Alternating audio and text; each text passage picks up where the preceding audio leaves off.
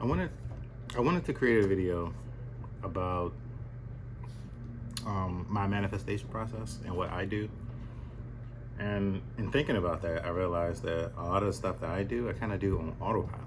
And I've been doing it on autopilot for quite some time now, even before I discovered manifestation, which is interesting.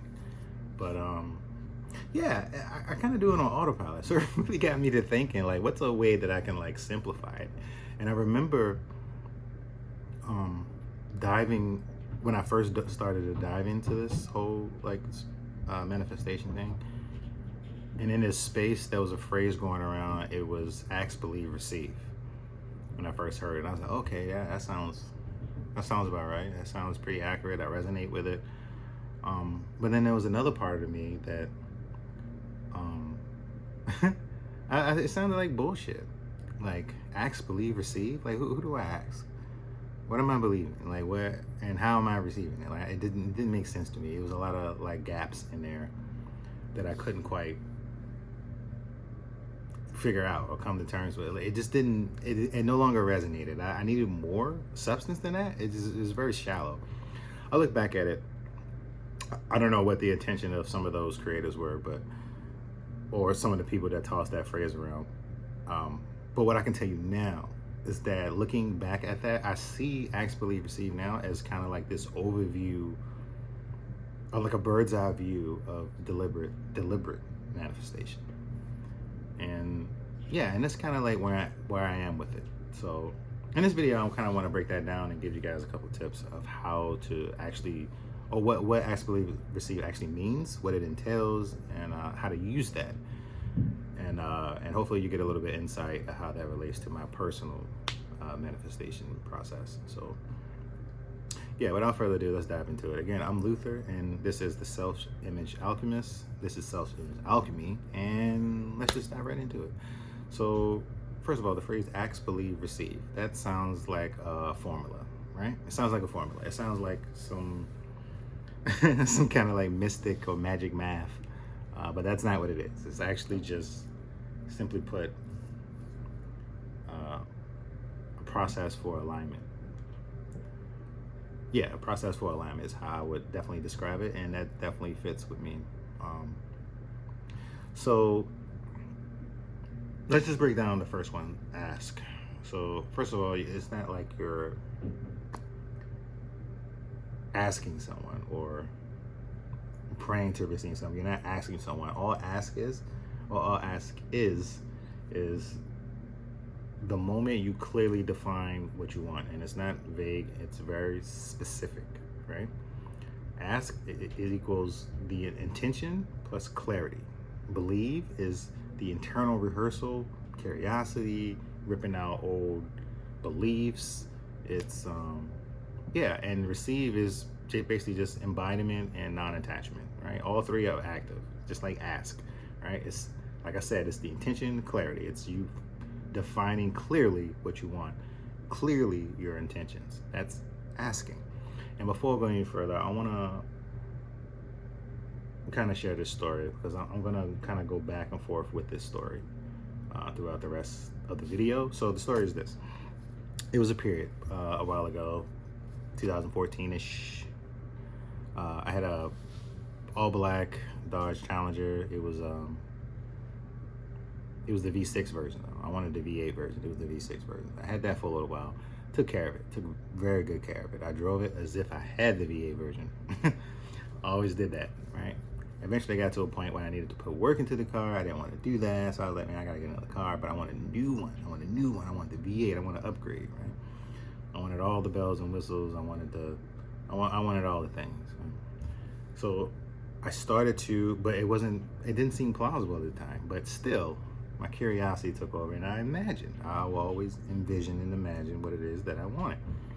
I will always, when driving, listening to music, I would envision I was in the new car doing it. When I would park, I would like park as if I was in a new car. I would park in the far part of the parking lot. I still do that. I still have that habit. But I would do things like that to the point where reality would actually respond, and people would come up to me and I would get compliments about the car. Like it was crazy. right? Before I even got the new car, they were complimenting my old car, how I took care of it, how it looked so clean on inside and out. But then they would ask like, oh, it's not the V8. It's like everyone assumed it would be the V8 version, but it wasn't. That's because of what I was carrying in my mind, right? But eventually I did end up getting it. Went to the dealership one night, and it seemed like it was overnight, but I went to the dealership one night, left, and I left with that car.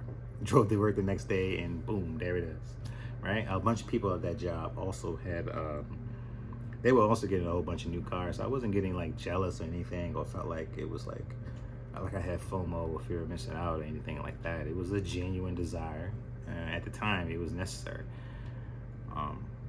And I didn't get jealous or get stumped about when I saw other people like getting their new cars. I didn't get jealous or get upset or want to like try to like force things to happen. I was just like, oh, good for them. I genuinely enjoyed it, and I would like, if it's happening for them, for sure it's gonna happen for me, and it did. I ended up getting the exact car that I want, and I'm gonna find a way to post pictures of those if I can. So yeah, if I can, I'll post the pictures. If not, then you know, I'll figure it out. But or maybe I'll do it in like a separate post. Maybe, I don't know. We'll figure it out. But yeah. So what I would do, and this is exercise you can do as well. And I did this just for fun. I didn't do it to try to get something. I did it for fun, just to help me embody the energy of having that car, which was pretty easy for me, and maybe a little bit harder if I was manifesting something other than a car, like a relationship or some money or some sort of advancement in life. It may be a little bit different, but at the core of it all, it's still all the same, right? So what I did was this, and this is the tool that you can use, right? Briefly imagine the thing that you wanted. Briefly, 15 to 45 seconds. All that does is going to create a feeling that's going to help you. It's just going to help you recognize that, and this feeling you can just carry with you every time you think about that desire. It should be good feelings. If it's a bad feeling, then you're not thinking of that thing. You're thinking of that thing in relation to where you are. You're thinking of your circumstances and all of that, just tarnishing your vision of the car. So if you were to, in this situation, it's a car. So if I were to get that car doing that, but what actually happened is I would get it, but it would come with some sort of stipulation or some sort of condition. My vision would be distorted. It wouldn't manifest properly because I tried to like put my mortal hands in, and I tried to like mold and do what really wasn't mine to do, instead of just receiving, right? And I get to that part. So the exercise, 15, 45 seconds, imagine that to catch that feeling. You just really taking a moment to see yourself with that desire, basically. It's all it is. It's very brief. It's something that I do. It's very brief. That's asking. You're getting clarity on what you want and then imagining it. That's it. Simple, right? This is not out of the realm of possibility. Like, it's not magic. It's just something simpler that I did. Right, the story also shows the little habits that I did with parking a certain way, taking care of a car, etc., etc. I even drive to different places. I would make it a whole thing, and it was just for fun. But ultimately, that led to a very speedy manifestation of me getting that new car, and the circumstances that kind of like came to the surface before the manifestation, which me needing work on my car. The universe was like, fine, you want a new car? You're never gonna just outright buy it while you still have this. So things started to happen in my reality where it got me to a point where I was like, okay, now I need a car, right? And I was able to do that. Fortunately for me, it worked out. So yeah, so that's the story with the car, and that's how I pretty much, all asking is just you getting clarity on the thing that you want, right? Moving on to belief. Belief is where all the work lives, right? This is where all the work. Yeah, this is where the work takes place. Like, really, that's what it is. And it's important things I want to cover about the belief part, like, because belief, it isn't blind faith. Belief is something that, it's like persistent mental training. Like, if you want to believe something, you approach this whole, first of all, you should already have a little bit of faith. So that's not a question. If you're here, you have a little bit of faith, period. All right, so that's not something you need to worry about, because you do need that. That's absolutely necessary. You do need a little bit of faith. And to turn that into belief, all it takes is just persistent mental training, and kind of like what I covered in the ask part of this. So how I'm imagining and I'm doing certain habits, that all reinforces that faith and turns that into a belief the more you practice it, right? So if you expect the outcome enough and act like it, it's eventually it's going to come, right? If you have all these other things in alignment in place, and the intentions, et cetera, et cetera. And let me continue. So what to do when in this space? What happens when doubt shows up, or when I started doubting, like, oh, well, maybe I can't afford it and all this stuff? Well, you name it, you replace it, and then you get curious, right? You name it, like, oh, okay, I'm doubting that I can get this, and you replace that with something that's more productive towards your desire, basically. And then you start to get curious, like, what other ways can I still make this happen? What other ways can I still receive this desire? You just stay really optimistic, and don't let yourself be bogged down by your circumstances or whatever happenstance you may find yourself in, because the more you focus on that, you're going to get more of that, right? So you want to lean more into that vision, even though it's not quite a reality yet. The more you lean into it, the more you reinforce that. So a quick practice, and basically ask yourself, like, if other doubts come up, is that like, hey, like, is this true? You know, will I never be able to afford this car? Like, is it true? Is there a way that I can? You know, even if I can't, like, it's okay for me to still have this desire. Like, the desire is not going to go anywhere, so it's a win-win. Like, you can't, like, it's okay to have the desire, and especially if it feels good. That's important, to have the desire, but make it feel good. If it doesn't feel good, then you have some sort of negative belief attached to that desire, right? And we don't want that, right? We want to actually get our desires. So a quick daily practice you can do for that is just to write down alternative perspectives, or script your disbelief and kind of like flip it on its head. Change your environment. Start going to different places. Start, like in this example with the car. I was already doing the things. Like, I was already hanging around people who were getting new cars, so I'm already part of the group. You know what I mean? I'm already in that energy.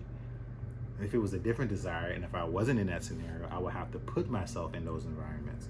I would have to put myself in those energies. I would have to learn more about the whole Mopar world, et cetera, right? But it just so happens I was already there, so it was easy for me to like do that. All the things that I needed to happen were already in place, so this was a really easy manifestation, and I didn't even realize it. I had some doubts, but it was an easy manifestation because everything was already in place, right? So yeah, so that habit, start to do that. Start to script those beliefs, name it, write it down, right? And really call it out, like, oh yeah, you know. And yeah, like I said, expose yourself to those environments that are relevant to whatever it is your desire is, right? And start to execute those small habits, like for me, parking in certain parts of the parking lot, you know, driving, imagining, acting a certain way. The reality started to reflect what was going on up here, right? That's just what happens, right? So why does this work? Well, the more you start to do this, and the more you start to envision and imagine those things, and this part of the more you'll start to believe it, basically, because repetition rewires expectation. I say it that way. Behavior primes opportunity or outcomes, and curiosity kind of like invites routes that you would have never imagined, you would have never planned, basically. Like, it's crazy because the universe has a way of delivering things to you in a way that's better than how you imagined. So the universe's plan is better. God's plan is better. All right? It's just this. You can have your plan. You can follow it. God's plan is better. That's just what it is. I don't know what to tell you. Like, that's just the truth of the situation. But I don't want to stay too long on that. So let's move on to receive. The receive part. To receive, it's to surrender, but it's not a passive surrender. It's more strategic. And there's a couple things I want to cover with that before I really define what that I mean by that is part of the. All right, I'll explain what I mean by strategic. Because you're not just giving up, although that can work in certain circumstances, but I'm not going to cover that here. So what I am going to say, because I want to give you things that you can actually do.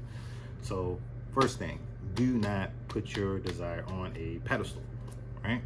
Pedestals mutate into obsession or some sort of distortion. It's way too important. The energies need to be balanced out, and if they're not, they will be by the force of nature. And by nature, I mean just energy itself. Like, it will not work out in your favor. You put anything on a pedestal. You can't do that in a relationship, because if you do, you're pedestalizing the other person, then you're lacking. And that stifles your happiness, right? And that's just a simple example. An example with the car is the exact same thing. You put it on a pedestal, you make it untouchable. You're putting it above you, and you can't desire. Well, you can desire whatever you want, but when you put something above you and you desire it, you always desire it because you distance yourself from it, from putting it on a pedestal. So part of receiving your desire is surrendering to the fact that you already have it. You're not putting it on a pedestal, meaning it's still in the realm of possibility for you, and it's in the realm of probability for you. That's the important part. So also receiving is, just imagine open posture plus boundaries on pushing, right? You're not pushing it away. And be ready to accept odd routes, because like I said before, the universe tends to over deliver in ways that feel better than the plan that you could have ever came up with. Trust that, right? That's where that little bit of faith comes into play.